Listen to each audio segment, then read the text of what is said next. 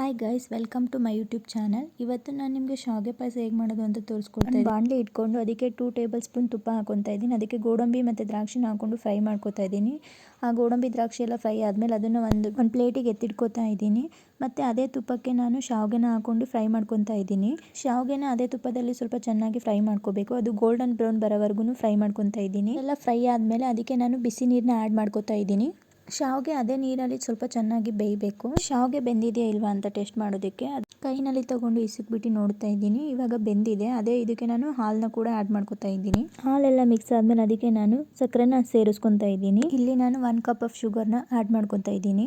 ನೀವು ನಿಮಗೆ ಸ್ವೀಟ್ ಎಷ್ಟು ಬೇಕೋ ಅದನ್ನು ನೋಡ್ಕೊಂಡ್ಬಿಟ್ಟು ಸಕ್ಕರೆನ ಸೇರಿಸ್ಕೊಳ್ಳಿ. ಸಕ್ಕರೆ ಎಲ್ಲ ಸೇರಿಸ್ಕೊಂಡು ಅದಕ್ಕೆ ಫ್ರೈ ಮಾಡಿ ಎತ್ತಿಟ್ಕೊಂಡಿರೋ ಗೋಡಂಬಿ ಮತ್ತು ದ್ರಾಕ್ಷಿನ ಸೇರಿಸ್ಕೊತಾ ಇದ್ದೀನಿ.